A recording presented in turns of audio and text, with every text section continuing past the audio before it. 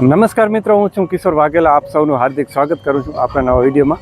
તો મિત્રો, આજે આપણે આવ્યા છીએ રાજસ્થાન, અને રાજસ્થાનમાં આપણે રામદેવ પીરના દર્શન કર્યા રાણુજા, અને ત્યારબાદ આપણે રામદેવ પીરનું જે જન્મસ્થળ છે ત્યાં આવ્યા છીએ.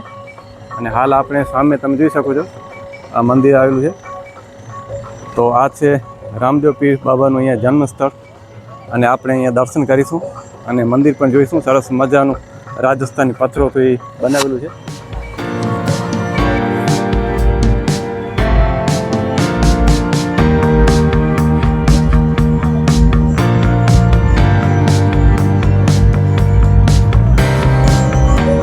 તો મિત્રો, અહીંયા મંદિરની બાજુમાં જ પ્રસાદી મળી રહી છે, તો આપણે પહેલાં પ્રસાદી લઈ લઈશું. અહીંયા પ્રસાદીના દુકાન છે.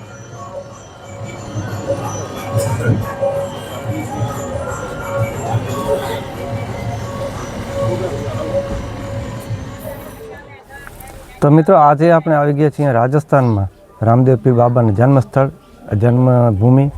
તો રાજસ્થાનમાં ઊંડું કાશ્મીર તરીકે એ આ લોકદેવતા અને સંત બાબા રામદેવજીનું આદરણીય જન્મસ્થળ છે, જે એક મહત્ત્વપૂર્ણ તીર્થસ્થાન છે, જે તેમને સમર્પિત મંદિર માટે જાણીતું છે, જે તેમના સમાનતા અને સેવાના સંદેશ માટે ભક્તોને આકર્ષે છે.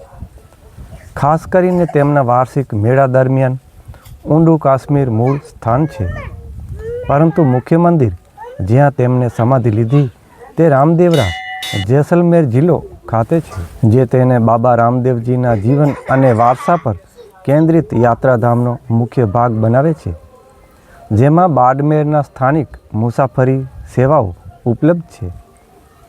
મુલાકાતીઓ માટે મુખ્ય માહિતી: સામાજિક સંબંધિતા માટે જાણીતા આદરણીય સંત અને લોકદેવતા શ્રી કૃષ્ણના અવતાર બાબા રામદેવજીનું આ જન્મસ્થળ છે, અને મુખ્ય સ્થળ ઊંડું કાશ્મીર જન્મસ્થળ છે, જ્યારે પ્રખ્યાત રામદેવરા મંદિર જેસલમેર નજીક આવેલ છે, જ્યાં તેમણે જલ સમાધિ પ્રાપ્ત કરી હતી, જે તેને એક મહત્ત્વપૂર્ણ સ્થાન બનાવે છે. સત્ય, સમાનતા અને માનવતા પ્રત્યેની ભક્તિના બાબા રામદેવજીના ઉપદેશોનું સન્માન.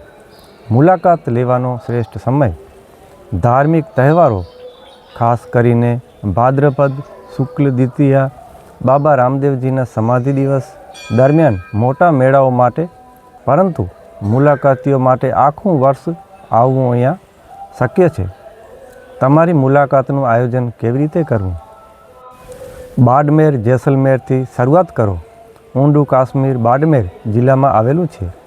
રામદેવરા જેસલમેરની નજીક છે. રામદેવરા તરફ આગળ વધો.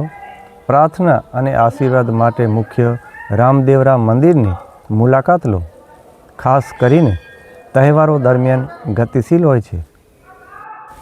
તો મિત્રો, આજે આપણે ઊંડું કાશ્મીર બાબા રામદેવજીના જન્મ સ્થળે અહીંયા આવી અને બાબા રામદેવ પીરના આપણે દર્શન કર્યા. અને અહીંયા જે રામદેવ પીરના મંદિરમાં જે પ્રદક્ષિણામાં તમે જોઈ શકો છો, સરસ મજાના રામદેવ પીરના જીવન પરિચય વિશે અહીંયા આ મૂર્તિઓ બનાવવામાં આવી છે, જે જોઈને તમે તેના જીવન વિશે પણ જાણી શકો છો. અને બહુ સરસ મજાનું અહીંયા મંદિર છે, મોટું મંદિર હાલમાં જ બનાવવામાં આવ્યું છે. તો મિત્રો, આપણે સરસ મજાના એવા દર્શન કરી લીધા અહીંયા બાબા રામદેવજીના. ત્યારબાદ અમે 5 જણાનો જે સંઘ છે તેનો પણ આપણે ફોટોગ્રાફ અને વિડીયોગ્રાફી અહીંયા પૂરી કરી, અને પછી આપણે બહાર નીકળશું. પાછળ તમે જોઈ શકો છો રામદેવ પીર બાબાના દર્શન થઈ શકે છે ઘર બેઠા તમને. અને મિત્રો, તમે પણ અહીંયા ઊંડું કાશ્મીર આવ્યા છો કે નહીં, અને આવ્યા છો તો તમારો સફર અને અનુભવ કેવો રહ્યો અને મંદિર કેવું લાગ્યું તે પણ કમેન્ટમાં જરૂર લખજો, જેથી આપણને પણ નવી જૂની કંઈ જાણવા મળે. અને સરસ મજાનો ઉપર ઘુમ્મટ અને ઝુમર પણ જોઈ શકો છો. રાજસ્થાની પથ્થરોનું કામ જ કંઈ અલગ હોય છે, અને કારીગર પણ અહીંયાના બહુ વખણાય છે. તો સરસ મજાનું કામ અહીંયા કરવામાં આવ્યું છે. મંદિર જાણે કોઈ વર્ષો જૂનું હોય એવી ડિઝાઇન, એની ઘડતર પાણાની આપણને કલાકારી એવી જોવા મળી રહી છે. બહુ સરસ મજાનું મંદિર મોટું અહીંયા આવેલ છે. અને મંદિરની આજુબાજુ દિવાલોમાં તથા સ્લેબમાં ઉપરના ભાગમાં તમે જોઈ શકો છો બાબા રામદેવ પીરના મૂર્તિ અને પેન્ટિંગ કરવામાં આવી છે. અને સામે અહીંયા ઘોડો છે, તેના પણ આપણે દર્શન કરીશું, અને બહારનો વ્યૂ કેવો છે તે પણ આપણે જોઈશું. તો અહીંયા પણ નાના એવા ઝરૂખા અને સરસ મજાની બાઉન્ડ્રી મંદિરની આજુબાજુમાં સારું એવું કામ કર્યું છે અને મંદિર પણ બહુ મોટું એવું આવેલ છે. અને અહીંયાથી આપણે બહારનો વ્યૂ પણ જોઈ શકશું.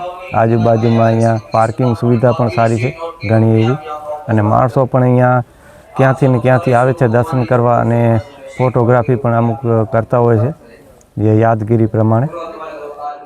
તો મિત્રો, વિડીયો અને લોકેશન સારું લાગવું હોય તો લાઈક જરૂર કરજો, અને ફરી આવા નવા વિડીયો જોવા માટે આપણી ચેનલને સબસ્ક્રાઈબ કરજો. તો આવજો. જય બાબારી, જય બાબા રામદેવ પીર.